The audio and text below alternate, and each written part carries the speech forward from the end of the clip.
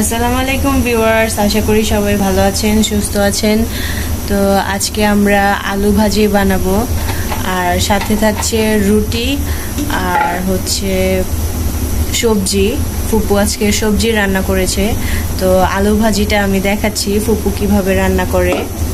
তো আমার এক আপু চেয়েছে যে আলু ভাজিটা কিভাবে রান্না করতে হয়। আমি একটু সাথে তো সয়াবিন তেল দেয়া হয়েছে, একটু অলিভ অয়েল দিল ফুপু।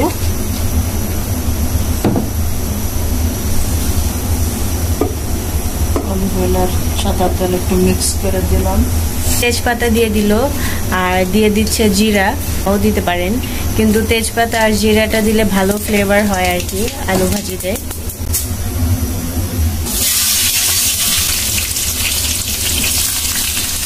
ফুপু আলু ছুলিয়ে কেটে রেখে দিয়েছে, হাতে পলেছে আলুগুলো, চিকন করে পলেছে। পরিমাণ মতো লবণ দিয়ে দিচ্ছে ফুপু এটাতে।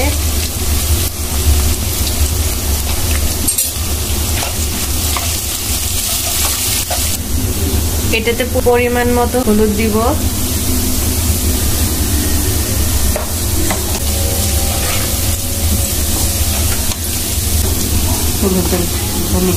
হলুদ পেঁয়াজ একসাথে ভেজে তারপরে যাতে কাঁচা হলুদের গন্ধটা না আসে, এটা কাঁচা একটা করবে গন্ধ, এই জন্য হলুদটা একটু ভেজে নিতে হয়।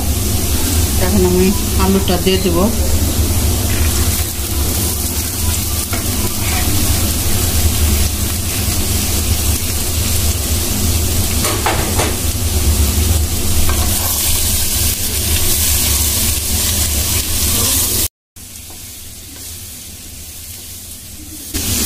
কাঁচামরিচ আমি চিড়ি নাই, এইভাবেই করে নিয়েছি।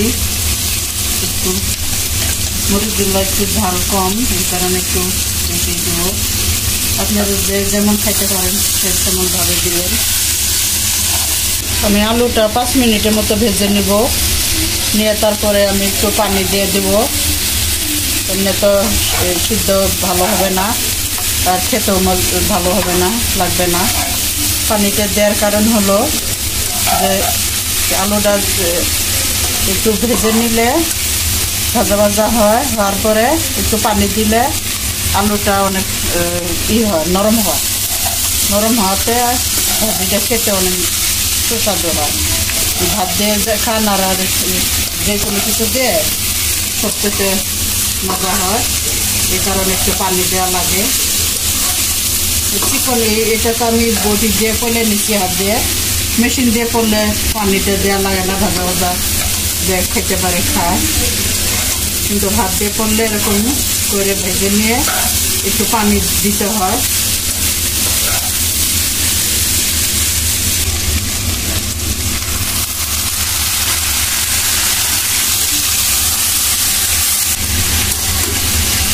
অনেক অনেক মেয়েরাই হতে পারে না আলুটা ভাজি কীভাবে করবে, তার সময় খেতে মন চাইলেও খেতে পারে না। এই কারণে এরকম করে আমি সহজভাবে একটু করলাম। আমি এটাতে আর একটু পানি দিব। আগে আমি দিছি এই বাটি দিয়ে 1 বাটি, হাতের কাছে মগ পাই নাই, গ্লাস। এরকম করে পানি দিবেন আপনারা যদি বানাতে চান। আপনারা ভাববেন না যে পানি দিল এতগুলা, পানি দিয়ে তো হয়তো যে আলুগুলা গলে যাবে, না, গলবে না, এভাবে আস্তে আস্তে থেকে যাবে। পানিটা হালকা শুকানোর পর আমি আগুনের আওয়াজটা একটু কমিয়ে দেব, আলুটা সিদ্ধ হয়ে অনেক ভালো হয়ে যাবে। আপনারা দেখতে থাকুন, আমি পরে নামাবো কিভাবে। এখন রুটি বানানো হবে মেশিনে।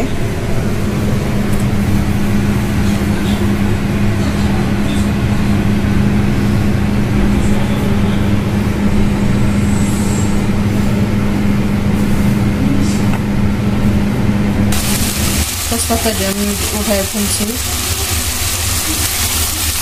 এই যে দেখুন, আমি কতগুলো 1.5 বাটি পানি দিচ্ছিলাম এর ভিতরে, এই শুকাই গেছে একদম। পানি নেই। দেখুন এখন ভাজিটা আমার হয়ে গেছে, এখন আমি নামা তুলবো। দেখুন এখন নামালে পুরো ঝরঝরা হয়ে যাবে। একটুখানি ধন্যবাদ দিব, আপনারা চাইলে নাও দিতে পারেন। আমি একটু অল্প সুইট দিয়ে দিলাম ফ্লেভারের জন্য।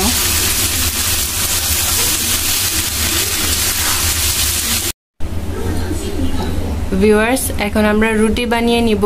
আমাদের আলু ভাজিটা হয়ে গিয়েছে, আর ভেজিটেবলটা তো আগেই হয়ে গিয়েছিল, তো ভেজিটেবলটা দেখাই নাই আপনাদের। তো আজকে রাতে তো গ্যাস থাকে, সরি সকালবেলা তো গ্যাস থাকে না, তো না খেয়ে বসে থাকা লাগে। তো আমরা বাইরে থেকে সমোসা সিঙ্গারা এনে তারপর খাই, নাহলে একদমই গ্যাস থাকে না বাসায়। তো আপনাদের বাসাও কি গ্যাস থাকে না? আমাকে কমেন্টে কিন্তু জানাবেন। আর তো রাতের বেলায় আমরা রুটি আর আলু ভাজি আর ভেজিটেবল ভাজি করে রাখলাম, যেহেতু সকালে খাওয়া যায়।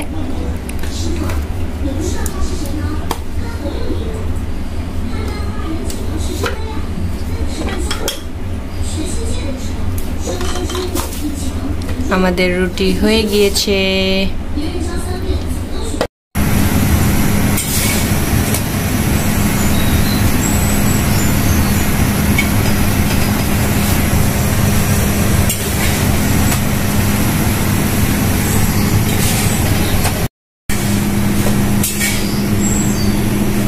আমাদের আলু ভাজি রেডি, তারপর সবজিটাও হয়ে গিয়েছে, রুটিও হয়ে গিয়েছে।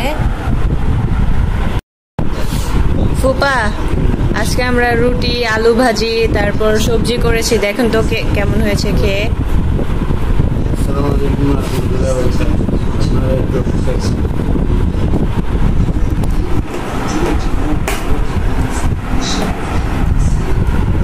সেরকম গরম ভাত সবজি ভাজি খেয়ে দেখেন, চমৎকার লাগে। রাত্রিবেলা হোক আর দুপুরবেলাও খেতে পারে, গরম গরম সকালের ব্রেকফাস্ট, তাই না? সবাইকে টাটা দিয়ে দেন। Bye bye, tata. ভালো থাকুন, সুস্থ। সাবস্ক্রাইব করুন, ভালোবাসুন, সাবস্ক্রাইব করুন।